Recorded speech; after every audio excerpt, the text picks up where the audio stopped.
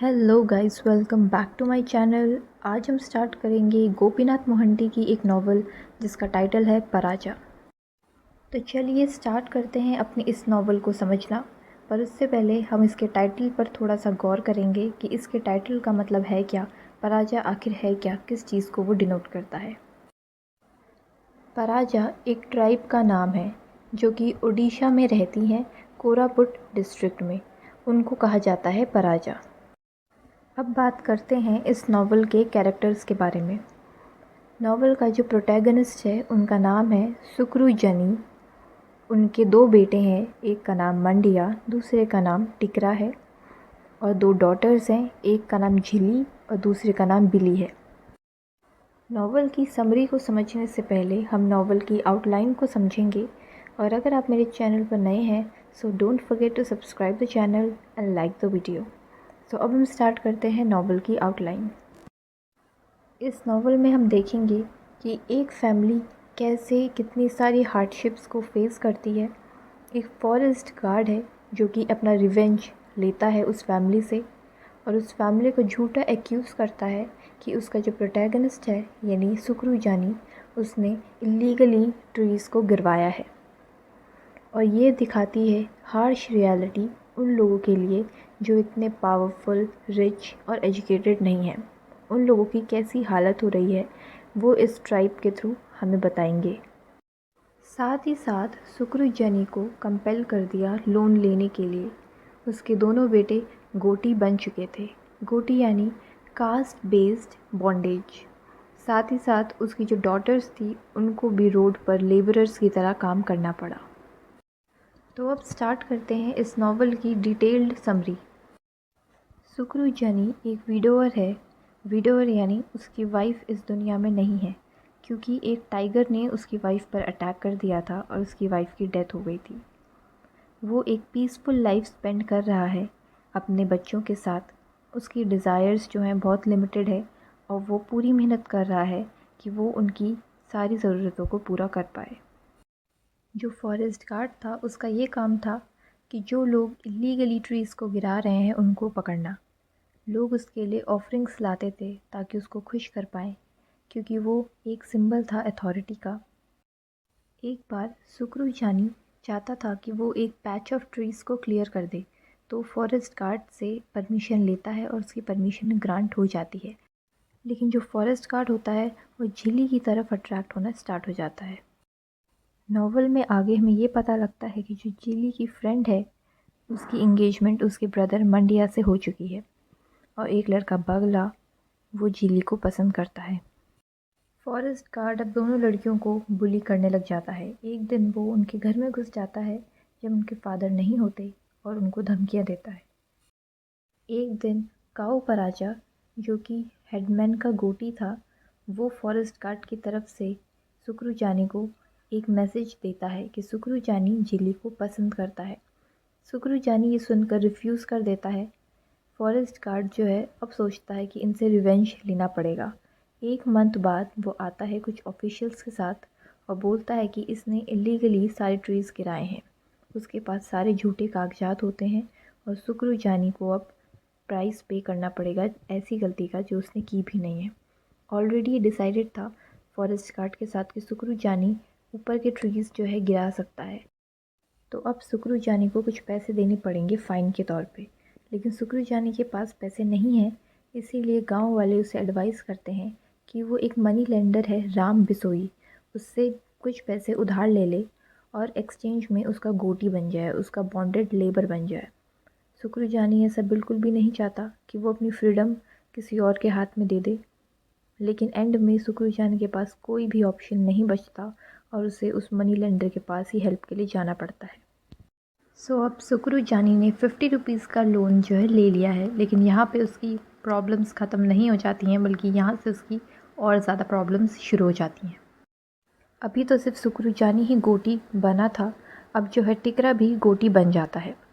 ऐसे करते करते उनकी फैमिलीज़ पे और भी प्रॉब्लम्स आने लग जाती हैं। तो अब जो है हार्वेस्ट फेस्टिवल आ जाता है। गांव के सभी लोग बहुत ही ज़्यादा एक्साइटेड होते हैं। ठंड पड़ रही होती है लेकिन इससे भी एक्साइटमेंट कम नहीं होता है। सारे लोग अपने घरों की सफाई कर रहे होते हैं। जो मेन थे वो फॉरेस्ट गए होते हैं फायरवुड इकट्ठा करने, और ऐसे करते करते सब लोग अपने अपने काम में लगे होते हैं। लेकिन जो सुकरू जानी की फैमिली है वो बहुत ही ज़्यादा परेशान होती है। आगे ये बताया जाता है कि उनका जो एक लड़का बचा था गोटी बनने से, जो कि था मंडिया, वो भी अब गोटी बन चुका है।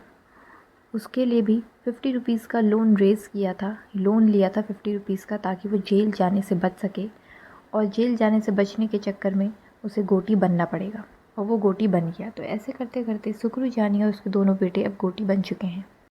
इन लोगों की लाइफ ना कि सिर्फ पॉवर्टी से भरी पड़ी थी, बल्कि एक्सप्लॉयटेशन और एब्यूज़ भी इनको बहुत मिल रहा था। उन यंग गर्ल्स के लिए लाइफ अब ब्यूटीफुल नहीं थी। यहाँ तक कि उनके जो ग्रेन्स के स्टोर हाउस थे अब वो भी ख़त्म हो रहे थे। और यहाँ पर कॉन्ट्रास्ट के लिए रामचंद्र बिसोई, जो कि मनी लेंडर है, उसके घर के बारे में बताया गया है कि उसके घर में एक बहुत बड़ा वुडन का डोर था जिसमें आयरन के लैचेस लगे हुए थे। उसके घर के बाहर बुल्लक कार्ट्स थी, और उसके जो स्टोर हाउस थे उसमें ग्रेन्स भरे पड़े थे। साथ ही साथ उसके कोर्टयार्ड में सीड्स थे, ग्रीन चिलीज़ थी, सूख रहे थे। उसके पास किसी चीज़ की कमी नहीं थी। वो ग्रीनरीज, ऑर्चर्ड्स, फील्ड्स, हाउसेस, सब चीज़ का ओनर था।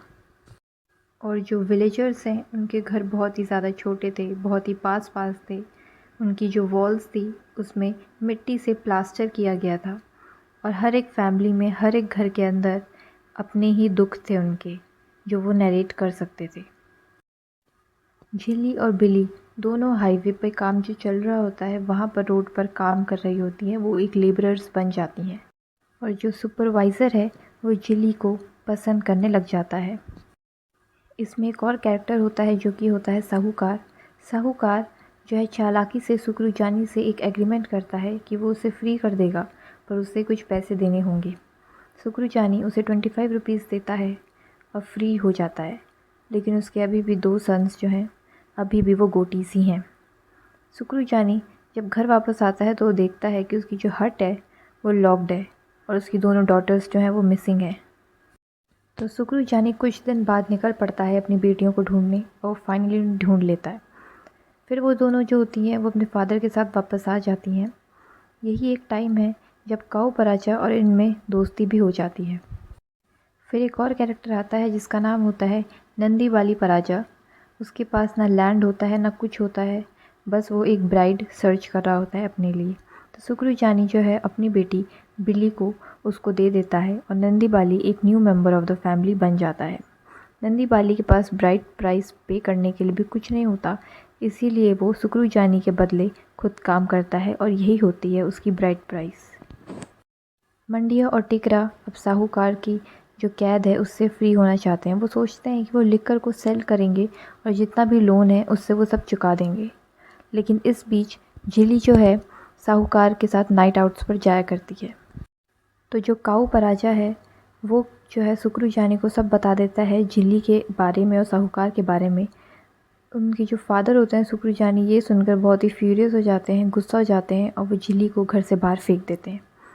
झिल्ली के पास अब जाने के लिए कोई जगह नहीं होती सिवाय साहूकार के घर के अलावा, तो वो वापस साहूकार के घर जाती है, और साहूकार अब उन्हें प्रपोज़ करते हैं मैरिज के लिए।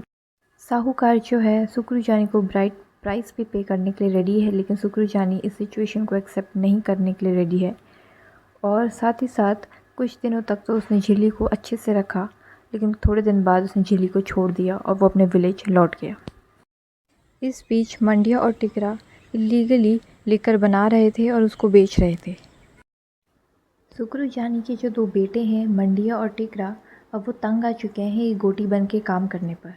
इसीलिए वो साहूकार को मनी ऑफ़र करते हैं कि कुछ पैसे ले ले और हमें फ्री कर दे। लेकिन जो साहूकार है वो उन्हें धमकी देता है कि वो पुलिस को बुलाएगा, और ये जो मनी वो उससे ऑफ़र कर रहे हैं वो ऐसा बोलता है कि ये स्टोलन मनी है, ये चुराई हुई मनी ला रहे हैं ये। नंदी बाली उन्हें सजेस्ट करता है कि वो कोर्ट की हेल्प लें।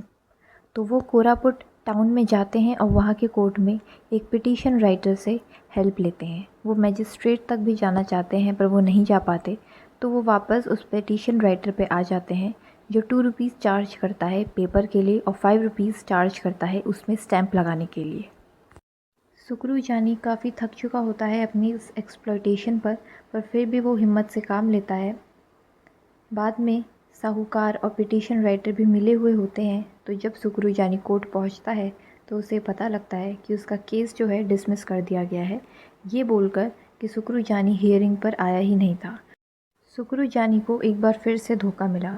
अब वो समझ जाता है कि कोर्ट के चक्कर में पड़कर भी उनका कोई फ़ायदा नहीं होगा, तो इसीलिए वो एक बार फिर साहूकार के पास जाता है और अपने 2 बेटों के साथ जाता है और वो साहूकार से बात करता है, उससे रिक्वेस्ट करता है कि उसका जो लैंड है, जो ओरल एग्रीमेंट से किया गया था, वो वापस कर दे। लेकिन सुकरू जानी का लैंड वापस करने से मना कर देता है साहूकार और सुकरू जानी अब बहुत ज़्यादा तंग आ जाता है।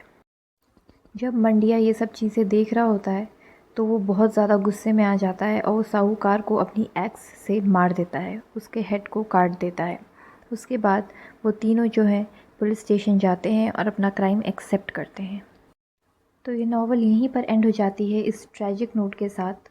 आई होप आपको ये नावल समझ आ गई होगी। अगर आपके कोई भी डाउट्स हैं तो आप वो मुझे कमेंट सेक्शन में लिखकर बता सकते हैं। अगर इस लेक्चर वीडियो से आपकी थोड़ी भी हेल्प हुई, so don't forget to subscribe the channel and like the video. साथ ही साथ आप मुझे कमेंट सेक्शन में रिकमेंडेशंस भी दे सकते हैं कि आप कौन सा लेक्चर वीडियो आगे देखना पसंद करेंगे।